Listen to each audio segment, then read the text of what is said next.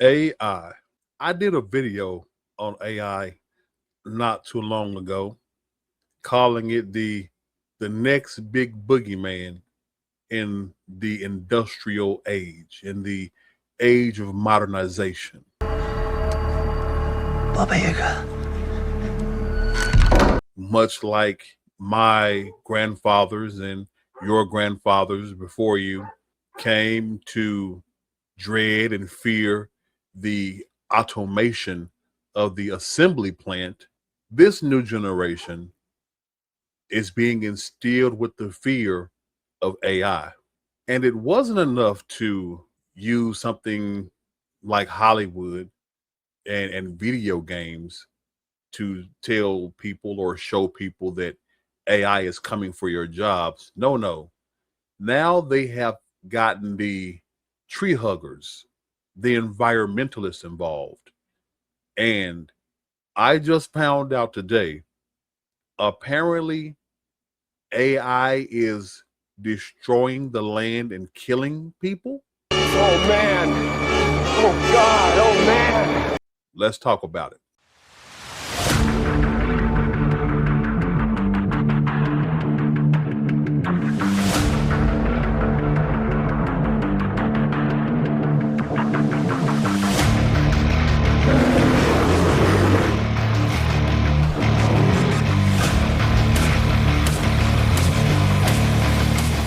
So I had a conversation with my daughter's friend today, and during this conversation, she interjected how AI is this great evil.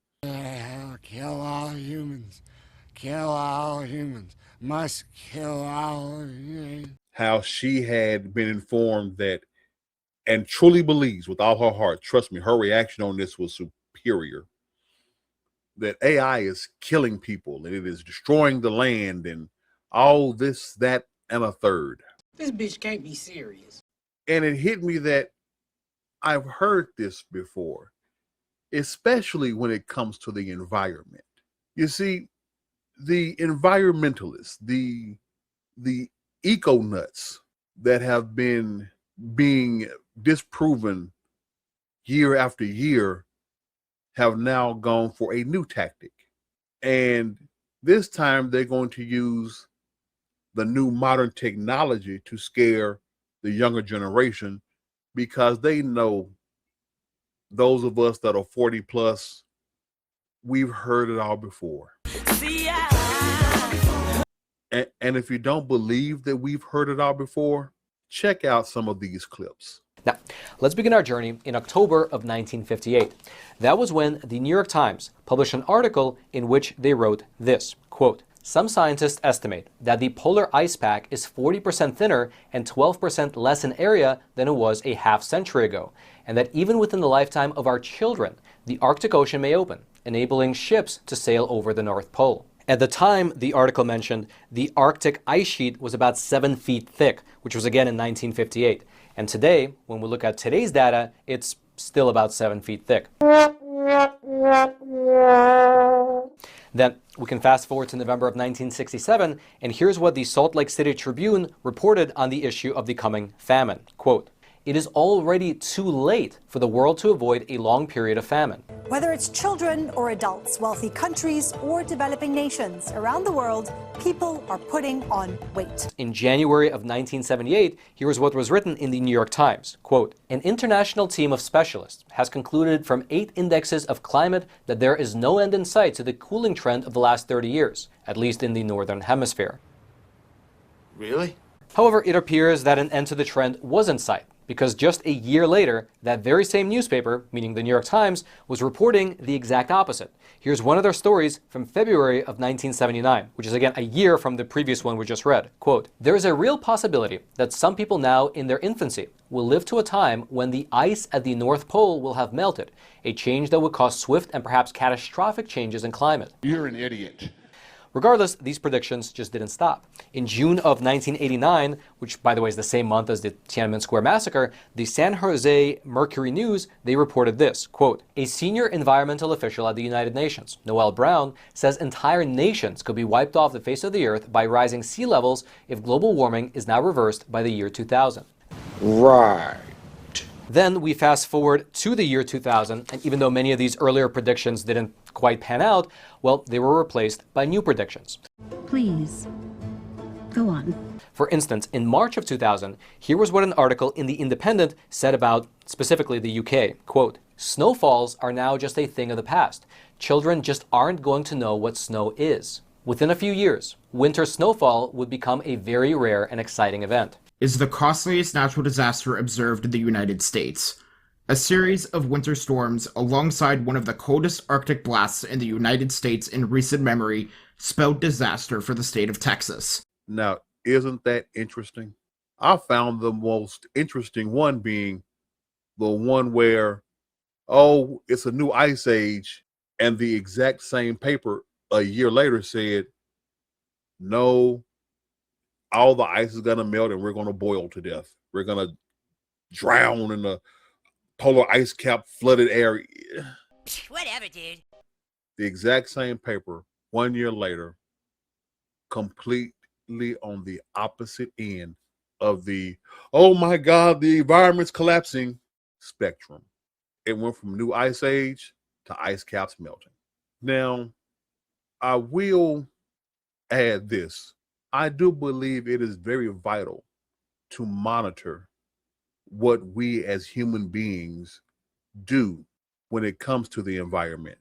I believe our every action, as it pertains to driving cars, to littering, even to the handheld devices that we use, we need to be aware of the impact that it's going to have on future generations. True that. True that.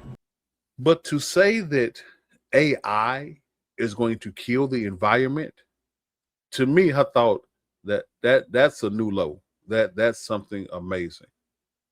I want y'all to check this out. Right here, you see the headline from the UN Environment Program.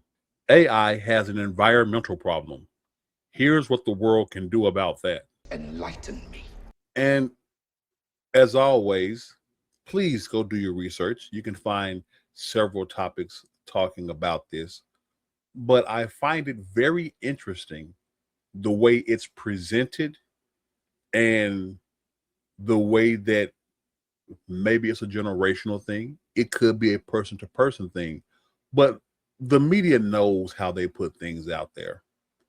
So running down to the important section, here it says, so how is AI problematic for the environment? Most large-scale AI deployments are housed in data centers, including those operated by cloud service providers. These data centers can take a heavy toll on the planet. The electronics they house rely on staggering amount of grist. Making a 2-kilogram computer requires 800 kilograms of raw materials. As well, the microchips that power AI need rare earth elements, which are often mined in environmentally destructive ways. Now, what they don't talk about is there are more phones out there than there are AI data centers. And I mean by volume. The amount of smartphones out there far surpass what a data center is going to put in it. So I really, okay, you're not saying anything. You're not talking about smartphones. Well, actually, that's something for later, because raw materials are needed to make those smartphones. Same raw materials that are needed to make AI chips are needed for that very thing you may be watching me on right now. No, he's got a point. And to say they're often mined in environmentally destructive ways, why don't you say that about the phones? Because more than mining the material in environmentally destructive ways, let's talk about the sweatshops these smartphones are made in. That's but I guess since it's not the water, the trees, and the grass, that doesn't count, huh? The second problem is that data centers produce electronic waste, which often contains hazardous substances like mercury and lead. Same thing.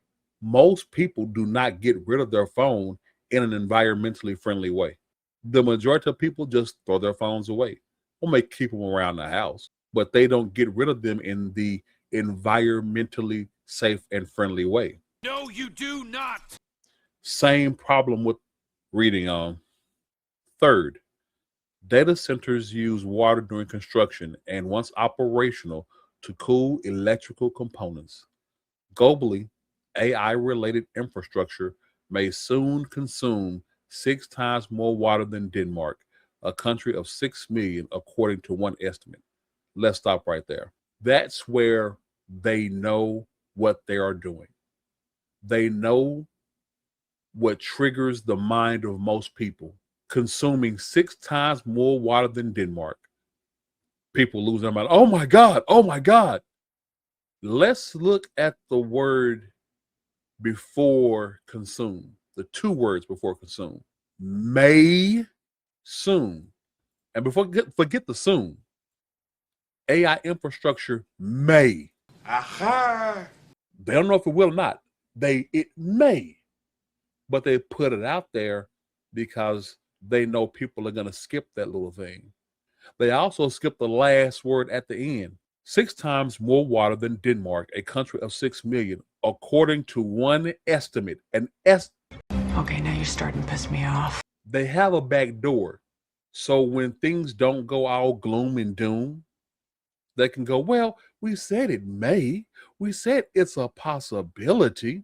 Get the fuck out of here. This is nothing new.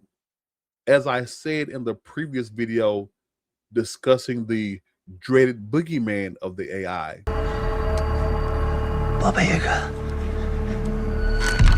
technology creating potential and sometimes substantiated issues isn't new. It's not. I'll show you again. Here, cutting through environmental issues, technology as a double-edged sword.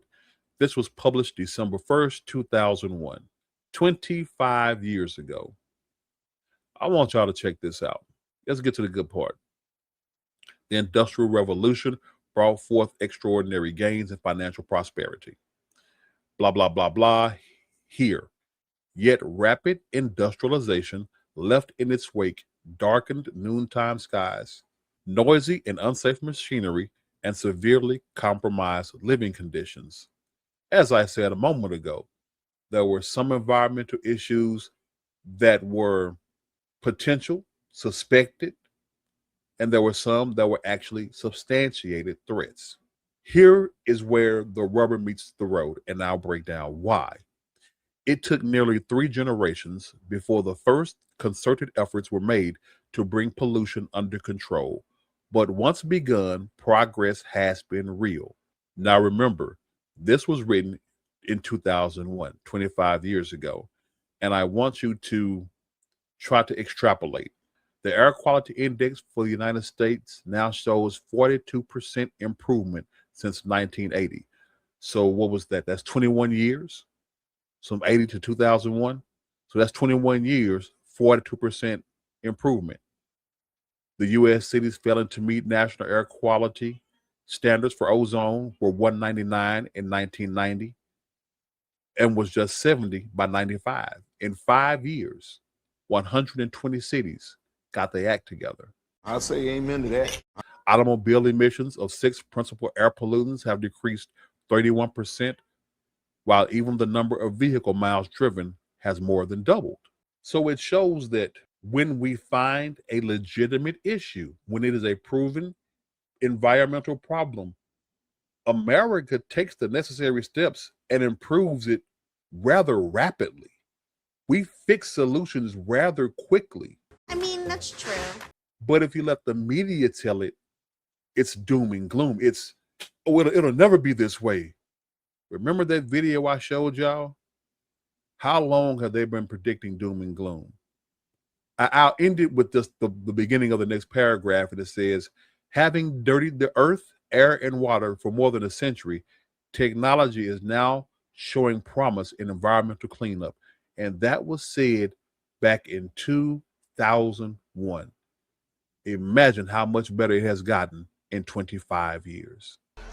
Yeah, that's a good point. Doom and gloom predictions will always be around, and usually they'll be wrong. Do y'all remember the doom and gloom predictions? Um, let me show y'all a couple. Let's check this out. Right here, major failed doom and gloom predictions. Running out of oil. Nope. No way. Throughout the 20th century, experts predicted global crude oil reserves will be depleted. Yet, as noted by the Heritage Foundation, advancements in extraction technology have consistently found new supplies. Yep. The population bomb. Biologist Paul Ehrlich predicted mass starvation in the 70s. Y'all, that was in the video that I showed y'all earlier. And 80s due to overpopulation. But advancements in agricultural technology, the Green Revolution, significantly increased food production. And actually, if you look it up now, I do believe that there is a decline in the human population, that's now the problem. So take of that what you will. Global cooling, which was in the video. Acid rain devastation. Early dire warnings that acid rain would destroy all forests in Europe and North America were exaggerated as regulations reduced sulfur emissions. We can't forget the one of my generation, the Y2K bug. Predictions of massive infrastructure failures, bank collapses, and planes falling from the sky due to the Y2 bug did not come to pass. No shit, Sherlock. And it's like I mentioned a moment ago, as they will sum it up here. Why are all these doom and gloom things failing? Common themes and miscalculations.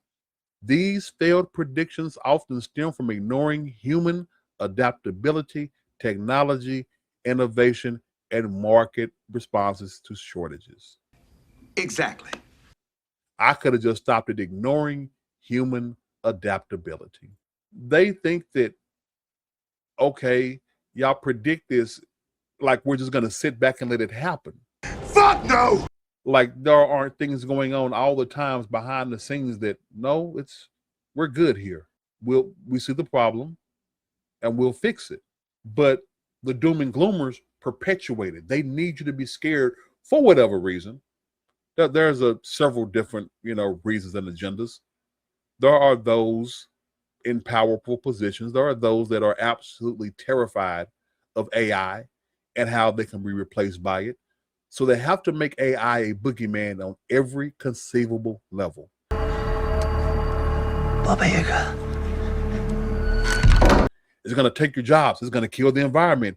Hell, next they're going to say AI is going to wake you up in the middle of the night and take your house. The house raises from its foundations and runs down the street and around the corner to safety. Look, people, AI is here. Much like the smartphone, you're just going to have to accept it. I'm not saying don't keep an eye on it. But what I am saying, as I said before, much like the boogeyman, Baba Yaga. It's all in your head, far worse than it is in reality. That's it.